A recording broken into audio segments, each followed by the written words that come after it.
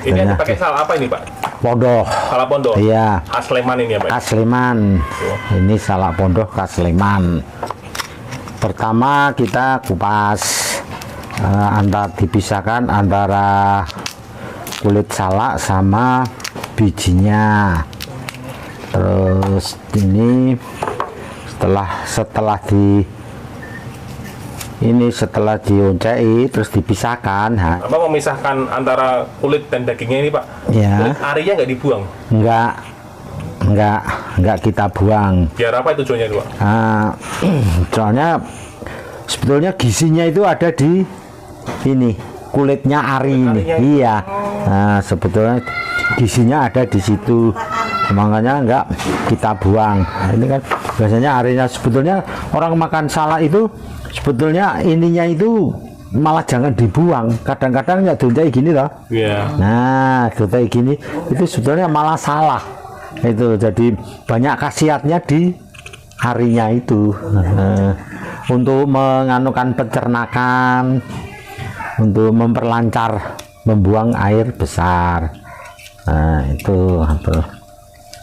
Nah, terus setelah itu kita cuci.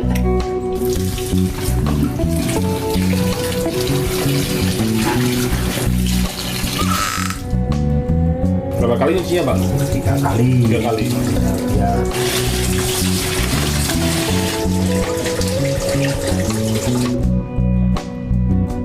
Setelah saya cuci, kita pertama rebus air. Setelah air mendidih, terus salaknya sudah kita cuci bersih, terus saya masukkan ke rebusan air. Nah, sampai mendidih. Berapa lama kurang lebih ini, Pak? Kurang lebih 15 menit. 15 menit kita masukin. Setelah direbus di blender, ya toh, di blender dihaluskan, campuri gula sedikit, tapi kalau kebanyakan nanti kemanisan. Dimasak kurang lebih berapa lama, Pak?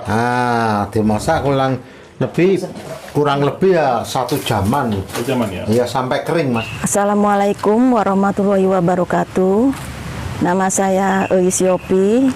Saya pemilik Pai Cobi Salak. Usaha ini saya mulai pada tanggal 26 Agustus 2018 karena keprihatinan kami kepada petani salak ketika musim panen raya tiba. Itu harga salak menurun tajam, sangat murah sekali, dan kami berinspirasi membuat pai salak. Terigu segitiga, terus dikasih gula halus. Disaring dulu biar nggak ada yang berindil-gerindil. Oh iya, benar. Ini berapa resep ini bikin ini, Bu? Ini 1 resep. 1 resepnya ya. Tepungnya berarti berapa gram? 500 gram. 500 gram.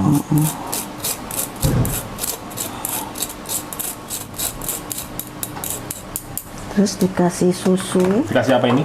Ini susu. Susu bubuk ya, Bu ya? Susu bubuk. 1 sendok cukup? Cukup. Ya. Karena cuma 1 resep. Terus biar tercampur. Terus diberi mentega. Margarin, Bu ya? Ya. Berapa gram kalau margarinnya, Bu? Margarinnya 200 gram 200 sama gram, ya. butter sama margarin. Terus margarin 100 gram, Bu ya, campur. Ya. Biar rata dulu. Setelah rata baru dikasih telur.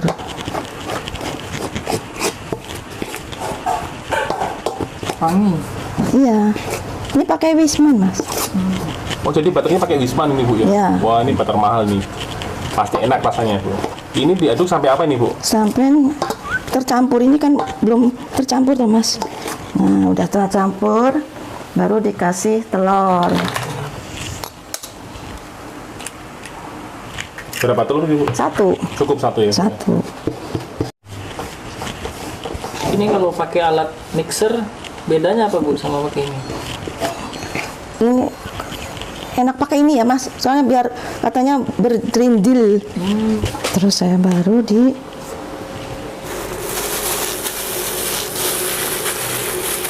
Berarti nggak ditimbang ibu ya ini ya? udah, Langsung tapi gini ya? udah Terbiasa. udah terbiasa. Tekan-tekan gini terus.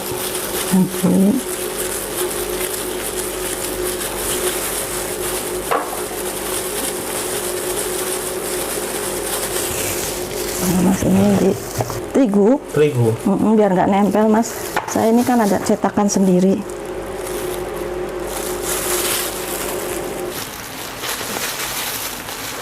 Ibu dapat ide bikin cetakan dari mana nih Bu? Karena pengen mempermudah aja Mas, biar cantik aja. Oh gitu. Soalnya biar pembeda juga, kan yang lain tuh nggak bentuk seperti ini. Saya pengen beda aja. Berarti memang ini belum pernah ada dijual di luar ya Bu ya? Nggak ada. Jadi kalau modelnya seperti ini, pasti punya saya. Oh gitu. Ini dicolok biar apa nih Bu? Biar nggak ngembang. Setelah dicetak, terus dimasukkan ke oven yang panasnya 150 derajat. Dipanggang selama berapa menit Ibu? Dipanggang selama 15 menit. Sampai kecoklatan itu Ibu? Ya. A few moments later. Setelah 15 menit, diangkat.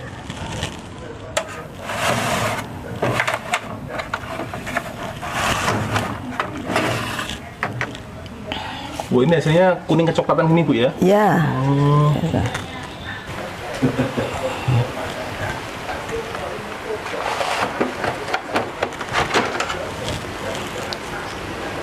Setelah itu dikasih selai salak. Nah setelah matang gini Bu langsung dikasih selai salak ya Bu ya? Ya, Yang ini di- setengah mateng Mas. Oh ini setengah matang? Ya, setengah mateng baru dikasih selai salak. Terus di oven lagi? Terus di oven lagi. Berapa lama Bu ovennya itu? Ya, agak sudah ke paling 10 menit. 10 menitan ya? 15 sampai 10 menit. Jadi seperti ini jadinya selai setelah dimasak. Terus dimasukkan ke pie, Iya. yang pie untuk isian ini pie salaknya. Setelah diisi terus dikasih kuning telur. Samping-samping aja Ibu ya? Ya, karena juga. Ini kuning telurnya aja Bu ya? Ya, kuning telur. Ini buat apa Bu? Biar warnanya lebih cantik ya. Kuningnya. Kasih itu. keju gitu. Terus keju.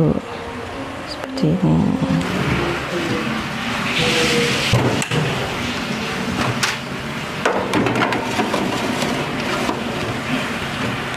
Ini dimasak lagi berapa lama Bu?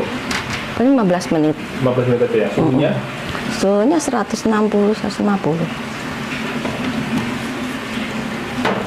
Mengisi kekosongan ketika anak-anak sudah mulai bekerja semua. Jadi saya daripada ngelangut bikin kue. Saya juga memulai itu langsung pesan box tuh langsung 1000, nggak tahu pokoknya ada bismillah aja gitu. Nggak taunya ya setelah 2 bulan ternyata dapat penghargaan dari Bapak Bupati itu. Gitu. Berarti udah dapat penghargaan juga Bu ya? Ya, itu waktu baru 2 bulan setengah saya dapat penghargaan dari Bapak Bupati karena memakai bahan baku lokal yaitu salak pondo. Dulu pertama kali usaha ya lakunya cuma sedikit 5 sampai 6 box sehari. Tapi alhamdulillah sekarang bisa sampai 60 sampai 80 box. Itu padahal di rumah aja Bu ya usahanya Bu ya? Ya, di rumah aja, dibantu sama anak-anak dan suami. Saya memasarkan produknya secara online dan offline. Kalau online ya saya pakai IG, pakai Facebook, pakai WA, pakai status. Kalau umpamanya offline-nya, saya titipkan ke toko oleh-oleh seperti di Baimong, Bandara, YIA, terus Yudhistira, sampai ke Muntilan dan Magelang. Walaupun usaha saya masih produksi rumahan, tapi sudah pernah mengirim sampai ke Makassar, paling jauh Makassar, Sumatera, Kalimantan, ya kalau Pulau Jawa hampir semuanya. Gitu. Nah, kalau mau order caranya gimana ini Bu? Order bisa lewat IG, bisa lewat Facebook atau WA. Pernah ada yang reseller, terus dikembalikan, saya sudah pasrah. Ya namanya juga usaha, tapi setelah itu saya tak kasihkan sama sedekah karena memang produknya masih bagus. Saya kasihkan sama orang-orang yang tidak punya di bawah saya, terus kasihkan ke panti asuhan segala macam. Besoknya saya dapat ganti, mungkin 5 kali lipat. Nanti saya jual air mata, Mas, jangan, Mas. Diajak kerja sama dengan travel-travel. Terus contohnya sih banyak sih, nggak cuma sekali itu. Terus saya dapat 20 IKM unggulan Sleman. Terus saya salah satu yang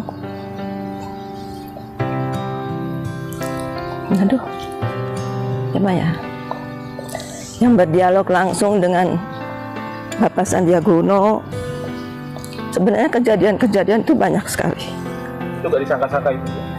Di luar nalar, didahulukan dulu Allah, yang lain pasti beres. Kejadian yang waktu itu penyerahan halal, usaha saya masih kecil sekali dibanding dengan teman-teman UKM yang lain. Tapi ternyata saya yang dipilih Terpilih itu ya? untuk menerima langsung dari dari Menteri Sandiaga Uno. Menteri UMKM Bapak Teteng Mas Duki Koperasi itu sama didampingi sama Gubernur DIY. Itu menurut saya sangat luar biasa karena saya tidak pernah memimpikan gitu loh, sama sekali tidak memimpikan, karena dari sekitar mungkin 120 orang yang pelatihan itu, yang dipilih katanya 20 orang dari karena biayanya dari DPRD itu diambil 20 orang karena masih masa pandemi, tapi ternyata yang diambil cuma 1. Dan ibu yang terpilih? Ya. Itu pasti senang banget ibu di hati. Ya, waktu itu saya disuruh cepat-cepat datang, jam 12 harus sudah ada di sana. Tapi saya sholat dulu. Waktu itu saya sholat duhur. Saya cuma bilang, kalau rezeki saya nggak akan kemana. Katanya kalau Allah dulu, Allah lagi, pasti semuanya beres. Saya pasrah, ya Allah, kalau memang rezeki saya, insya Allah nggak akan kemana, pasti kembali ke saya. Terus saya langsung ke Dinkop waktu itu, terus dikasih undangan. Saya nggak nyangka, dikira saya yang menyerahkan dari DPRD, ternyata dari menteri langsung dan didampingi sama gubernur, gitulah. Dan itu sebagai hadiah ulang tahun saya yang terbesar menurut saya.